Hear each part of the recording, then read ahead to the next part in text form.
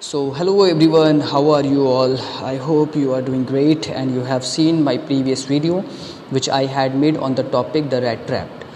The video was going to be very long, so I could not complete that in part 1.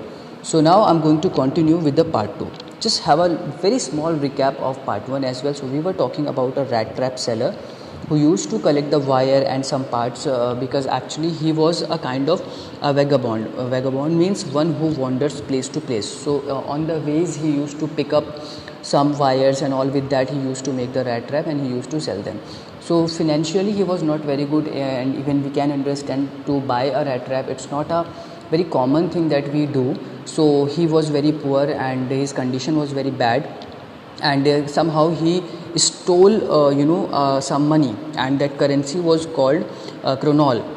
So and just to escape from this he ran towards jungle woods, and he was very frightened. It was all darkness, it was winter, and he was lying on the ground and he was waiting for his death.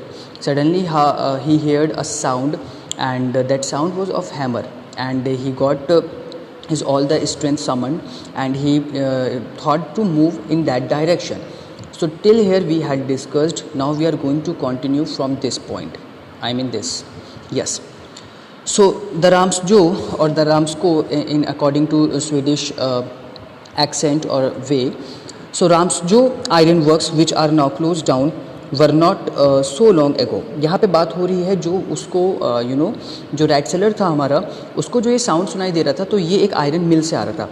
इस time की अगर हम बात करें तो वो iron मिल definitely बंद हो चुकी है, बट उस टाइम पे वो आयरन मिल खुली हुई थी. उस टाइम पे वो एक अच्छी आयरन मिल थी जहाँ पे बहुत ज़्यादा आयरन का वर्क होता था. आज के टाइम की अगर हम 2020 की बात करें तो वो बंद हो चुकी है. A large plant with अच्छा यहाँ पे one thing I would add, there are so many vocabularies which are very tough, which makes this particular chapter very terrible. So just note all the difficult word which I am telling you so that you can remember the story. So उसके बाद क्या होता है, not so long ago a large plant with smelter, rolling mill and forge. Forge जो यहाँ पे word दिया है, ये आपका वर्क प्लेस होता है जहाँ पे काम वगैरह, ये फायर वगैरह का काम और ये आयरन वगैरह बनाया जाता है. And rolling mill is a kind of mill जहाँ पे आयरन को मेल्ट करके एक रोलर से उसको एक प्रॉपर एक शीट के रूप में चेंज किया जाता था. एंड स्मेल्टर आप स्क्रीन पे देख सकते हो, इसको स्मेल्टर बोलते थे, जिसमें आयरन वगैरह को मोल्ड वगैरह किया जाता था. ये सारी चीज़ें होती थी. Well in the summer time long lines of heavily loaded barges and scows slid down the canal.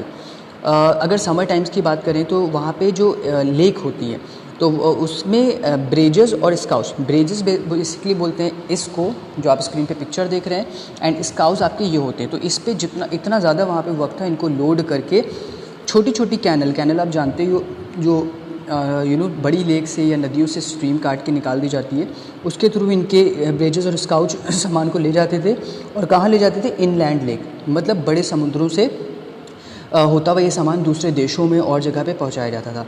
So with this you can understand जो वर्क था that was being done on a very grand level. तो काफ़ी बड़ी वो मिल थी, काफ़ी grand level पर काम हो रहा था. And in the winter time, the roads near the mill were black from all the coal dust which stiffed down from the big charcoal crates. और अगर विंटर्स की बात करें, विंटर्स में जैसा कि हर तरफ स्नो हो जाती है, चारों तरफ फैल जाती है, तो जो वहाँ पे कोल का काम था उसकी गर्दा मिट्टी डस्ट से वो पूरा रोड एकदम गंदा हो जाता था. यहाँ पे स्टिफ्ड वर्ड दिया हुआ, इसका मतलब होता है छानना. तो जैसे कि पत्थर को ज़मीन से निकाल के फिर उसको जो छाना जाता था, फिर उसमें से जो कोयला निकाला जाता था या जो आयरन निकाला जाता था, ये सारी चीज़ों में जो जितनी भी डस्ट पार्टिकल्स निकलते थे वो पूरे उस जगह को विंटर्स में एकदम काला कर देते थे. During one of the long dark evenings just before Christmas, the master smith and his helper sat in the dark forge near the furnace, waiting for the pig iron which had been put in the fire. अब यहाँ पे एक evening की बात हो रही है, Christmas before Christmas के एक दिन पहले की बात है. द मास्टर स्मिथ आप जानते ही हो, गोल्ड स्मिथ होता है, वैसे आयरन स्मिथ होता है जो इनको शेप वगैरह देता है पिघला विघला के. तो जो मास्टर स्मिथ होता है जिसको बहुत ज़्यादा नॉलेज होती है, वो और उसका एक हेल्पर बैठे हुए होते हैं, और ये अपने फॉर्ज में होते हैं, मतलब अपने गैराज के अंदर होते हैं. फर्नेंस बोलते हैं उस भट्टी वर्ड एक होता है, आग की जो भट्टी होती है वहाँ पे बैठे होते हैं और अपने पिग आयरन का वेट कर रहे होते हैं. पिग आयरन जो होता है ये एक आपका काइंड ऑफ इस शेप को हम बोलते हैं जिसको आयरन निकालने के बाद उसको मेल्ट करके इस शेप में कर दिया जाता है। फिर उस पर्टिकुलर चीज़ से जो भी बनाना होता है इसको मेल्ट करके वैसा शेप दे दिया जाता है। अब चाहे वो कोई यूटेंसिल्स हो या कोई और चीज़ हो, तो पिग आयरन एक आयरन का इस तरह के शेप को हम बोलते हैं। वेल, इसको मैं इरेज कर देता हूँ, देन आई कंटिन्यू। सो उसके बाद क्या होता है, विच हैड बीन पुट, तो उन्होंने आयरन फायर के अंदर एक अपना पिग आयरन रखा होता है और उसके पिघलने का वेट कर रहे होते हैं, to be ready to put on the anvil. और जब ये पूरा तैयार हो जाएगा तो फिर उसको फिर वो एक एनविल पे रखेंगे। एनविल इसको बोलते हैं जो आपकी स्क्रीन पर शो हो रहा है। इस पर आपके कोई भी सामान जो आप बनाते हो उसको रख के उसको जो ठोक पीट के बनाया जाता है। Every now and then one of them got up to stir the glowing mass with a long iron bar, returning in a few moments, dripping with perspiration, though as was the custom. He wore nothing but a long shirt and a pair of wooden shoes. अब उसके बाद क्या होता है, जब उस pig iron को उसके अंदर रखे हुए होते हैं और उसका वेट कर रहे होते हैं, तो हर थोड़ी थोड़ी देर पे क्या होता है, उनमें से कोई एक पर्सन उठता और जाके उस आयरन बार को देखता और उसको स्टिर करता। स्टिर मतलब एक बार से, एक लोहे के बड़े बार से उसको चलाता, क्योंकि वो पिघलने पे जमे ना, इसलिए उसको बार बार चला रहे थे। और फिर क्या करते हैं, जब चला के वो वापस थोड़ी ही दूर में रिटर्न होते हैं तो उनकी जो बॉडी होती थी बहुत ज़्यादा पर्सपिरेशन होता है, ये आप जानते हो, kind of sweating a lot, बहुत ज़्यादा पसीना।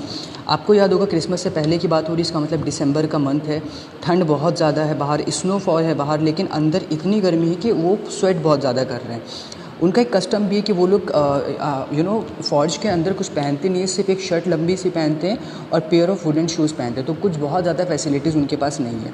ईदर वे, आगे क्या होता है, all the time there were many sounds to be heard in the forge. इसके अलावा जो फॉर्ज के आसपास की अगर बात की जाए तो वहाँ पे बहुत ज़्यादा साउंड है, बहुत ज़्यादा शोर है।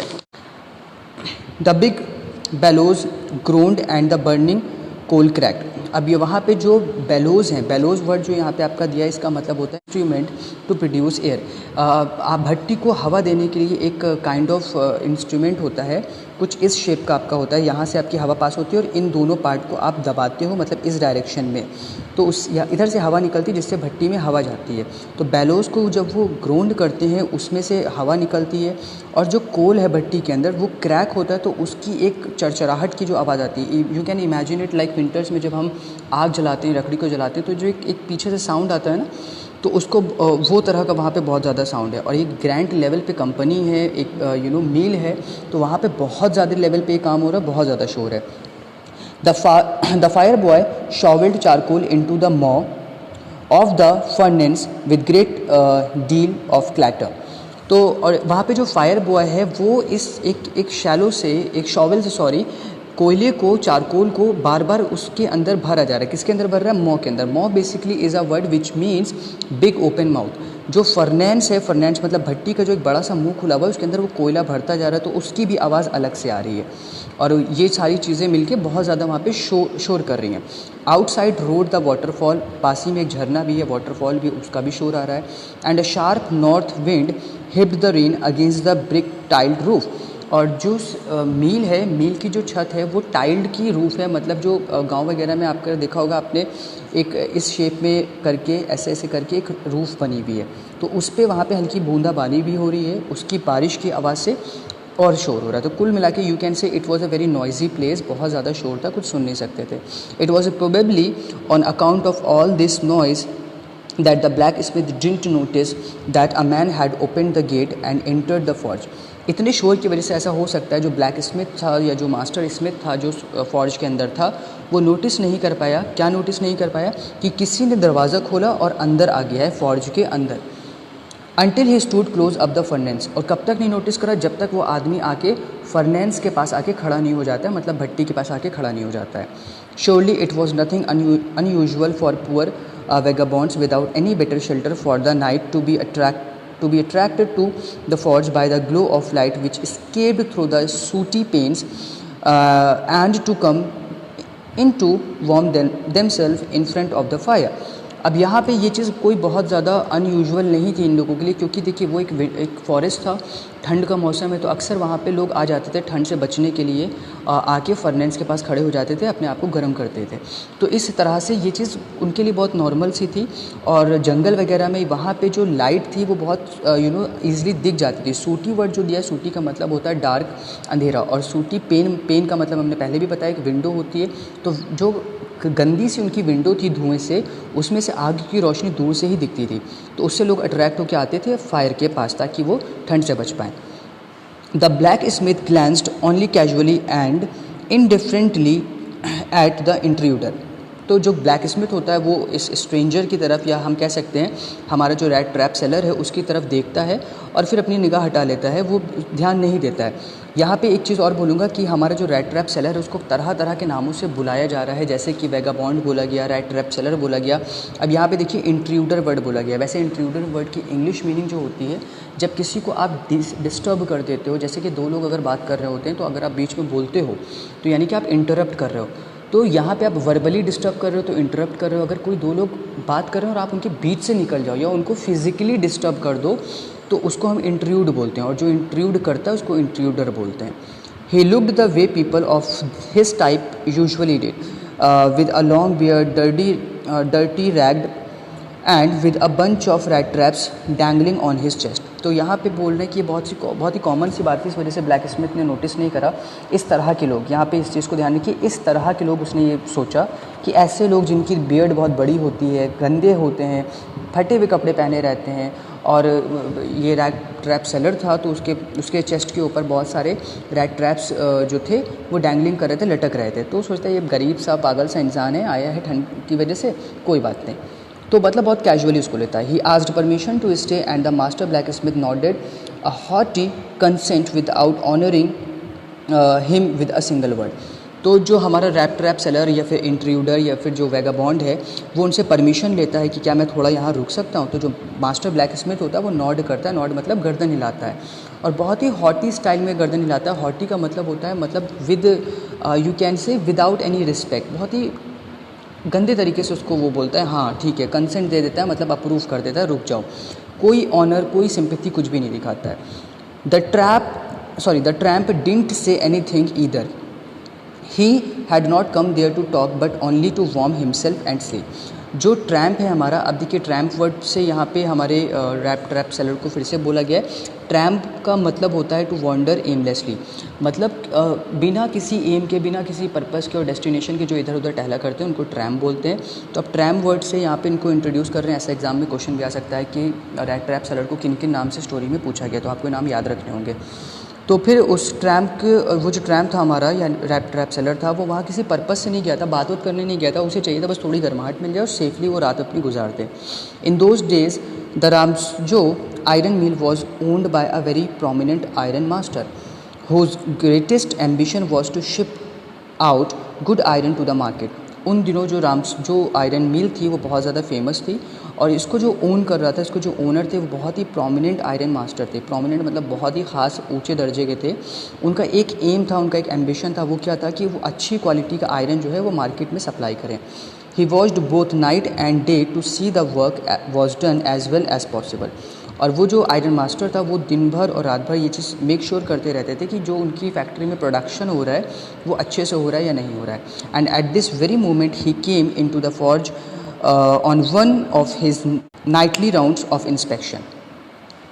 उसके बाद क्या होता है, जो हमारे आयरन मास्टर है वो रात में अचानक से आ जाते हैं इंस्पेक्शन के लिए कि देखें काम कैसा चल रहा है। उसके बाद क्या होता है, naturally the first thing he saw was the tall ragamuffin who had eased his way so close to the furnace that steam rose from his wet rags। अब जैसे ही वो एंट्री अंदर जो लेते हैं फॉर्ज के अंदर, तो उनकी नज़र पड़ती है रैगामफिन्स की तरफ। रैगामफिन्स वर्ड भी यहाँ पे दिया हुआ है, ये भी आपके रैट ट्रैप सेलर की तरफ इंडिकेट कर रहे हैं। उनको इस नाम से यहाँ पे अब बुलाया जा रहा है। रैगामफिन्स का मतलब होता है a person in a bad condition, वो इंसान जिसकी कंडीशन बहुत गंदी हो, ठीक है। और वो पर्सन बहुत ही ज़्यादा फर्नेस के करीब लेटा हुआ है, इतना पास लेटा हुआ है कि उसके जो भीगे हुए रैक्स हैं, भीगे हुए जो कपड़े हैं, उसमें से भाप निकल रही है, क्योंकि अगेन वो इवेपोरेशन काइंड ऑफ चीज़ें हो रही थी। उसके कपड़ों की जो भीगे कपड़े थे उससे वो चीज़, क्योंकि बारिश बाहर हो रही थी, वो भीगता हुआ अंदर आया था, गर्मी से वो जो है वो वेपर में चेंज हुआ जा रहा था, तो भाप निकल रही थी। The iron master didn't follow the example of the blacksmith who had hardly deigned to look at the stranger. अब यहाँ पे जो मास्टर है, आयरन मास्टर है, उसने ब्लैक स्मिथ को फॉलो नहीं करा, मतलब जिसने बहुत हॉटी तरीके से बोला कि हाँ रुक जाओ, उसकी तरह नहीं करा, बल्कि उसने यहाँ पे डेन्ड वर्ड जो दिया है, डेन्ड का मतलब होता है consider to be beneath one's dignity, मतलब किसी को तुच्छ समझना। उसने ऐसा बिल्कुल भी नहीं समझा, उसने एक रिस्पेक्ट दी। He walked close up to him, looked him over very carefully, वो पास में जाता है, उसको अच्छे से देखता है, और उसके बाद क्या करता है, then tore off his slouch hat to get a better view of his face, और उसके पास जाता है, उसकी जो स्लाउच हैट होती है, स्लाउच हैट काइंड ऑफ इस तरह की हैट होती है जिससे फेस उसका छुपा हुआ था, तो उसको हटाता है ताकि उसका चेहरा अच्छे से देख पाए। उसके बाद क्या होता है, but of course it is you Niels Olaf, he said, how you do look. अब जैसे ही वो उसका चेहरा हटाता है तो वो क्या देखता है कि अरे नील्स ओल्फ, ये तुम हो, ही सेड। वो कहता है एक्चुअली यहाँ पे वो उसको नील्स ओल्फ, उसका कोई फ्रेंड था पुराना, उनको समझता है वो, ये नील्स उल्फ तुम हो, हाउ यू डू लुक, तुम कितने बदल गए हो, तुम कैसे अब दिखने लगे हो। The man with the red traps had never before seen the iron master at Ramso and didn't even know what his name was, but it occurred to him that if the fine gentleman thought he was an old acquaintances he might perhaps throw him a couple of kronor, therefore he did not want to undeceive him all at once। उसके बाद क्या सोचता है कि जो rat trap seller होता है वो एकदम से शॉक में रह जाता है, ये मुझको क्या समझ रहा है, लेकिन वो सोचता है कि अगर मैं सब कुछ बता दूंगा तो एक रुकने का मेरे पास ऑप्शन है, वो भी चला जाएगा। और फिर वो सोचता है कि अगर ये मुझे अपना कोई एक्वाइंटेंसेस समझ रहा है, एक्वाइंटेंसेस का मतलब होता है वो लोग जो आपके साथ काम करते हैं या फिर वो लोग जो आपके साथ पढ़ते हैं, तो जिनके साथ आपका रहता है उनको हम एक्वाइंटेंसेस बोलते हैं। तो सोचता है कि अगर ये मुझे अपना एक्वाइंटेंसेस समझ रहा है तो समझने देते हैं, शायद मुझे कुछ कपल ऑफ क्रोनॉर दे दे। अच्छा, रैट ट्रैप भी बहुत ग्रीडी पर्सन है, वो हर जगह पैसा ही सोचता है, तो ऐसा वो सोचने लगता है और सोचता है मैं ये सारी चीज़ें जो है ना अनडिसीव नहीं करूँगा। डिसीव का मतलब होता है किसी को बेवकूफ़ बनाना, अनडिसीव का मतलब होता है किसी को बेवकूफ़ ना बनाना। तो सोचता है ये बेवकूफ़ बनना है, इसको बनने दो। Yes God knows things have gone downhill with me, he said. तो जो रैट ट्रैप सेलर होता है वो कहता है हाँ, मतलब ऊपर वाले की उस पर बहुत ज़्यादा प्रॉब्लम आई है मेरी लाइफ में, मैंने बहुत झेला है, इस वजह से मेरी हालत ऐसी हो गई है। You should not have resign from the regiment, said the iron master. Iron master जो होता है रैट ट्रैप सेलर से कहता है तुम्हें जो है रेजिमेंट पोस्ट से रिज़ाइन नहीं करना चाहिए। Regiment is a kind of post, a permanent small post in an army. Army में एक बहुत छोटी सी पोस्ट होती है, उसको रेजिमेंट बोलते हैं। उस पोस्ट पे ऐसा आयरन मास्टर सोचता है कि उसका फ्रेंड था जो उसके साथ आर्मी में काम करता था, एक छोटी सी पोस्ट पे उसने रिज़ाइन कर दिया, अब उसकी हालत ऐसी हो गई है। That was the mistake, if only I had still been in the service at that time it never would have happened. Iron master कहता है अगर मैंने अपनी उस जॉब को कंटिन्यू करा होता और मैंने भी अगर ना छोड़ा होता तो मैं कभी तुमको छोड़ने ना देता, तुम आज वहीं होते। Well now of course you will come home with me. और उसके बाद आयरन मास्टर कहता है कि चलो परेशान होने की कोई बात नहीं है, अब तुम ऐसे भटकोगे नहीं, तुम मेरे साथ मेरे घर चलोगे। To go along up to the manor house and be received by the owner like an old regimental comrade that however didn't please the tramp. उसके बाद क्या होता है कि एक मैनर हाउस का मतलब होता है विलेज साइड पे, या स्पेशली अगर आपने कुछ हॉलीवुड मूवीज़ देखी होंगी तो बहुत ब्यूटीफुल सा हाउस होता है, थोड़ा सा ग्रीनरी साइड में होता है, जंगल में, या फिर फार्म हाउस टाइप की जगह पे एक प्रॉपर घर होता है और काफ़ी आलीशान घर होता है, तो वो मैनर हाउस उसको हम बोलते हैं। मैनर हाउस था इस आयरन मास्टर का। और वो तो जो यहाँ पे हमारा रैट ट्रैप सेलर है वो सोचता है यार ये अब मुझे अपने घर ले जाएगा, फिर 10 तरह के सवाल करेगा, फिर अभी मैं चोरी करके आ रहा हूँ, ऐसा ना हो मेरा पोल खुल जाए, मैं फंस जाऊँ। तो इस चीज़ से वो कंफर्टेबल रैट ट्रैप अब नहीं था, वो सोच रहा था मैं ऐसा ना हो कि फंस जाऊँ। और दूसरी चीज़ एक और है, वो आपको याद होगा कि पिछली वीडियो में मैंने डिस्कस करा, वो ऐसा सोच रहा था कि मैं अब फंस चुका हूँ, क्योंकि दुनिया जो है ना, दुनिया की जितनी भी अट्रैक्शन है, पैसा है, लग्जरी, ये सब एक बेट है, मतलब एक चाल है जो हमें फंसा देती है और फिर हम फंस जाते हैं उसमें। तो वो अब घबरा रहा था। Now I couldn't think of it, he said looking quite alarmed. तो जो रैट ट्रैप सेलर होता है वो कहता नहीं मैं ऐसा नहीं सोचता हूँ, और इस वक्त जो रैट ट्रैप सेलर था वो काफ़ी अलार्म्ड दिख रहा था, काफ़ी घबराया हुआ दिख रहा था। ही थॉट ऑफ द 30 क्रोनॉर। जो रैट ट्रैप सेलर था वो 30 क्रोनॉर के बारे में सोच रहा था जो उसने चुराए थे। वो सोच रहा था ऐसा ना हो कि मैं फंस जाऊँ, पोल खुल जाए। To go up to the manor house would be like throwing himself voluntarily into the lions' den. Rat trap seller जो होता है वो सोचता है कि अब इनके घर जाने का मतलब है वॉलंटरली, मतलब जानबूझकर मैं खुद को अब शेर की गुफा में घुसेड़ दूँ। He only wanted to a chance to sleep here in the forge and then sneak away inconspicuously as possible. अब रैट ट्रैप सेलर का जो इंटेंशन और जो पर्पस था कि वो चाहता था सिर्फ इस जगह पे इस फॉर्ज में अपनी एक रात गुजार ले और सुबह होते ही वो स्नीक अवे कर लेगा, मतलब यहाँ से चला जाएगा। इनकॉन्स्पिक्यूअसली का मतलब होता है नॉट अट्रैक्टिंग अटेंशन। जो अटेंशंस होती हैं, जो आपको अटेंशन मिलती है, अगर आप उनकी तरफ अट्रैक्ट नहीं हो रहे हो, बिना किसी अटेंशन के, बिना किसी लालच के, वो यहाँ से चला जाएगा। उसके बाद क्या होता है, the iron master assumed that he felt embarrassed because of his miserable clothing.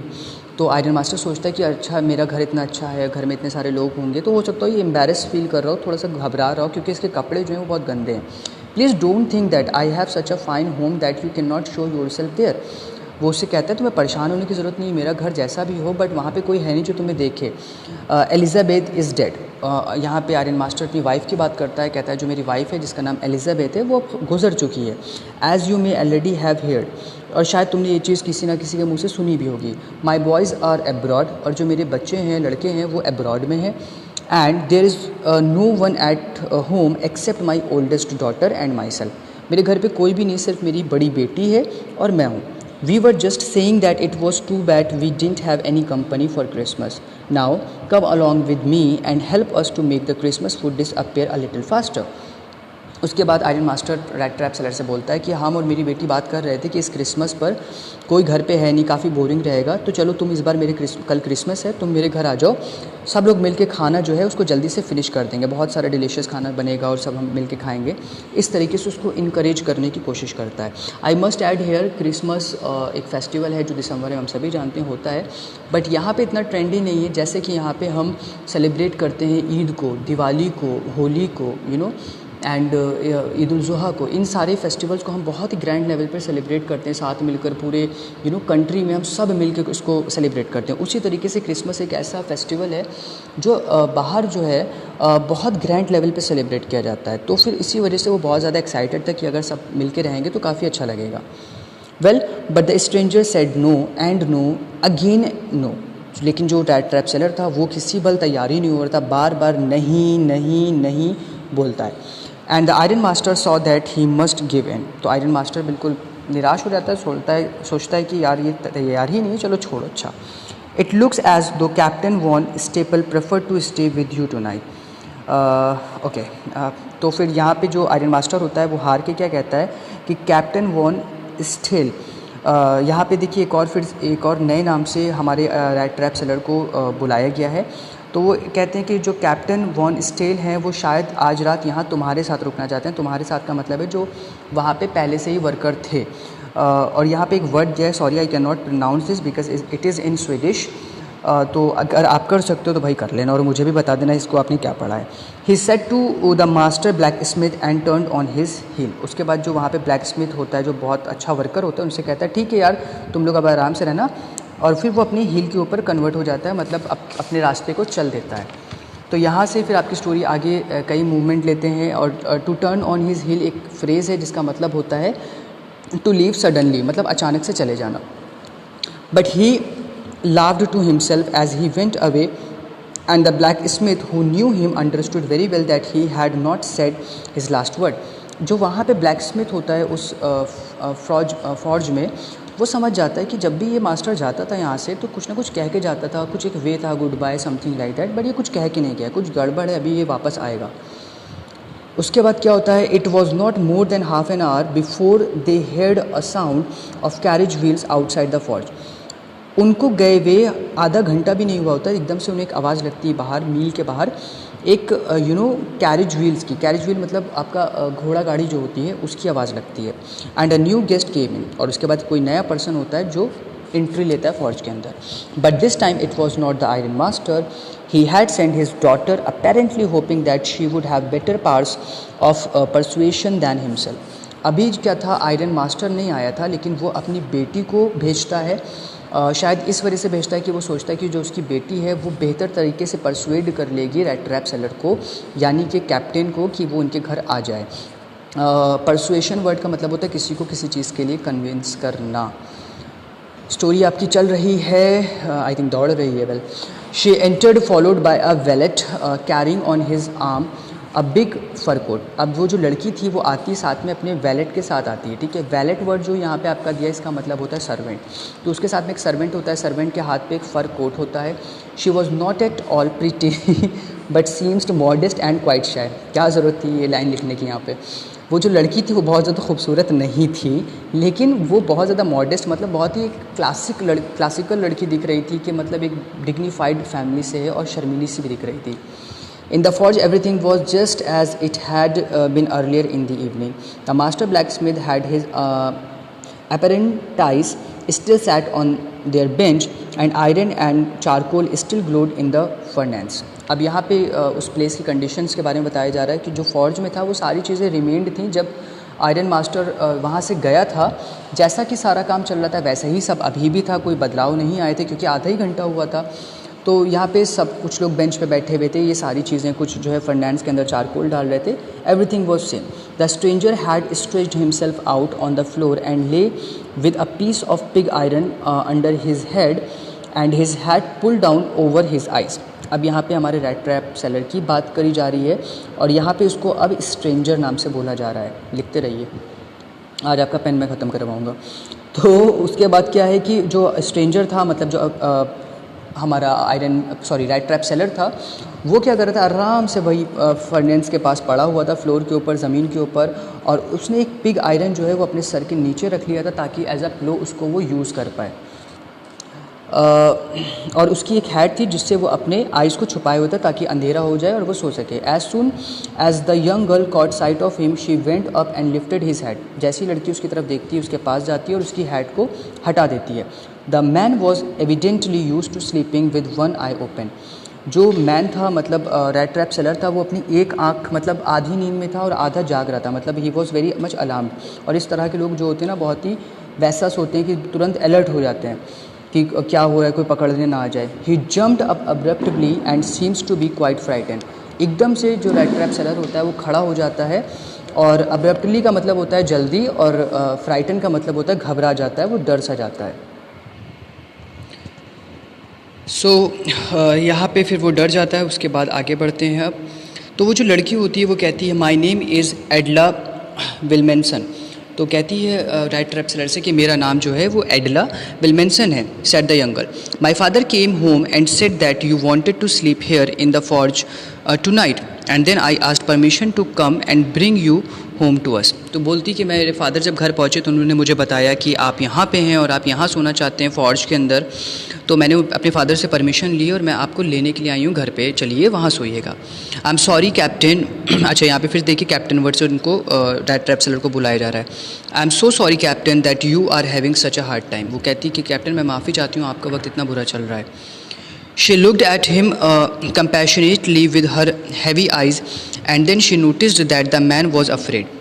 उसके बाद जो लड़की होती है वो बहुत ही कंपैशनेटली, बहुत मतलब एक्सप्रेसिव वे से उसकी तरफ देखती है, रिक्वेस्टिंग वे में उसकी तरफ देखती है, और देखने के बाद जो है फिर वो कहती है कि उसको ऐसा नोटिस करती है कि जो ये रैट ट्रैप सेलर है या कैप्टन है वो काफ़ी डरा हुआ है। तो उसके बाद क्या होता है, जब वो उसकी हैट हटाती है और देखती है कि वो काफ़ी अफ्रेड सा है, तो वो ऐसा सोचने लगती है, जो लड़की आती है एडला, वो सोचने लगती है either he has stolen something और else he has escaped from jail. उसे ऐसा लगता है कि या तो इसने पक्का कुछ चुराया है या तो ये जेल से भागा हुआ है, क्योंकि जिस हिसाब से वो एक्सप्रेशंस दे रहा था। तो यहाँ से आप समझ सकते हो एक्सप्रेशंस बहुत ज़्यादा मैटर करते हैं। As I have always told you inside the class that non verbal part is way more important than the verbal.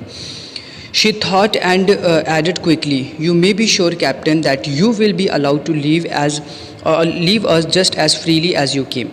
तो उसके बाद खैर उनको कंफर्टेबल करने के लिए और बोलती है कि कैप्टन आप परेशान बिल्कुल मत होइए, आप बिल्कुल में हमारे साथ आके फिर वापस भी आ सकते हैं, जैसे आप हमारे घर आएंगे वैसे आप वापस भी आ जाइएगा।